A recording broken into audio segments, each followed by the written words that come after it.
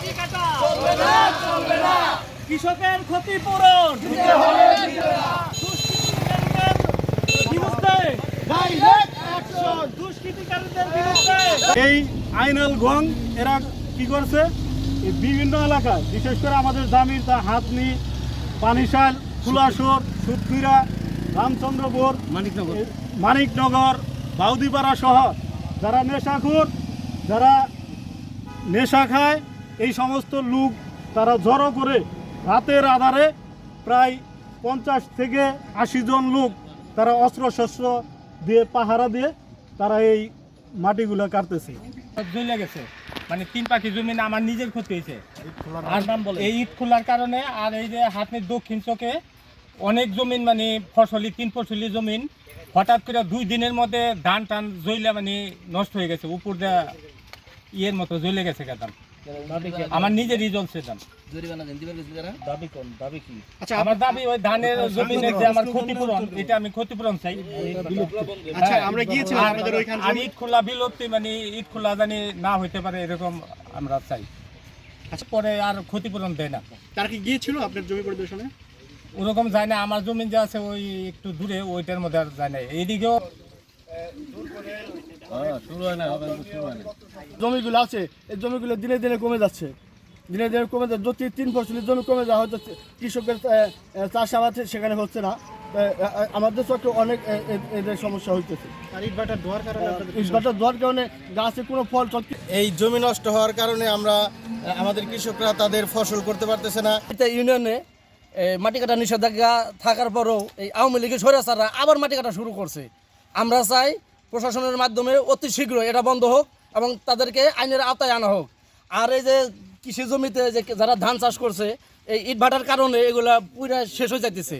আমরা চাই অতি দ্রুত এই ইটভাটাগুলো বন্ধ হোক।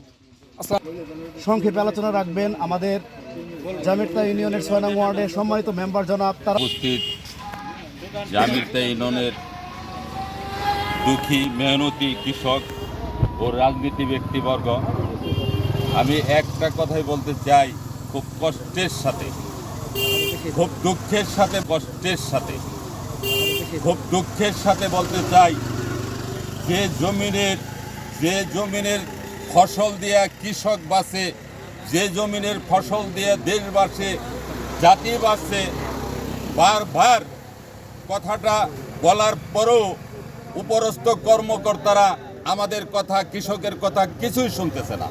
এবং চান্দর ইউনিয়নের যে সর্বনাশা ইটের ভাটা, এই ইটের ভাটার কারণে আমাদের এই শস্য শ্যামল সবুজ চান্দর জামিরতা ইউনিয়ন সব মানে ধ্বংসের দ্বারপ্রান্তে। চান্দর ইউনিয়নে প্রতিদিন 10 থেকে 15টা টিম মাটি খেকু, তারা মাটি কেটে আমার চান্দরকে ধ্বংস করে দিয়ে এখন এই জামিরতার দিকে নজর দিয়েছে।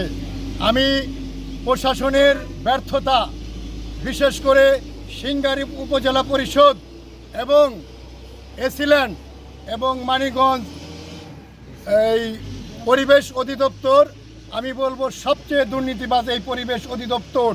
তারা কোনো নিয়ম নীতি, কোনো বিধিনিষেধ অমান্য করেই এই সমস্ত ভূমিধসদের ইটের ভাটার অনুমতি দিয়ে এই অঞ্চলের মানুষকে সব মেধা জ্ঞান সব কিছু থেকে অর্থনৈতিকভাবে মানসিকভাবে পিছিয়ে দিচ্ছে। আমরা চাই এই জামিরতা ইউনিয়ন থেকে যে কোনো মূল্যে আমরা এই বিএনপির নেতৃবৃন্দ এই ইটের ভাটাকে আর এই 3 ফসলি জমির উপরে দেখতে চাচ্ছি না। আমি বিগত 5 তারিখে নিজে বাদী হয়ে এসিল্যান্ড মহোদয়ের কাছে একটা দরখাস্ত জমা দিয়েছি, কারা কারা মাটি কাটতেছে। আপনারা আসুন, আপনারা দেখুন। জনগণ যখন এখানে যাবে রাতের বেলায়, তখন একটা ক্ষতিবিধি হলে তখন আপনারা বলবেন আমাদেরকে যে জানান নাই। আমরা সেটা জানানোর পরেও ওনারা যথাযথ পদক্ষেপ নিচ্ছেন না। ওনারা দায়সারাভাবে এখানে আসেন, এসে একটু ঘুরে চলে যান, আধা ঘন্টা পরেই সেখানে আবার মাটি কাটা শুরু হয়ে যায়। এগুলো কিসের খেলা চলছে? আপনাদের ছত্রছায়ায় যদি এগুলো হচ্ছে, আপনাদের যদি ইন্ধন না থাকে, প্রশাসনের যদি ইন্ধন না থাকে, এখানে মাটি কাটা কোনোভাবেই সম্ভব না।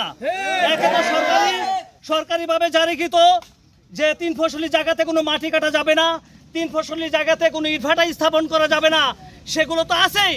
তারপরেও আপনাদের কাছে আমরা রিসেন্টলি দরখাস্ত দেওয়ার পরেও আপনারা এগুলো বন্ধে কোনো ধরনের কার্যকরী ভূমিকা রাখতে পারছেন না। বড় দুঃখের বিষয়, আমরা আর সহ্য করতে পারছি না।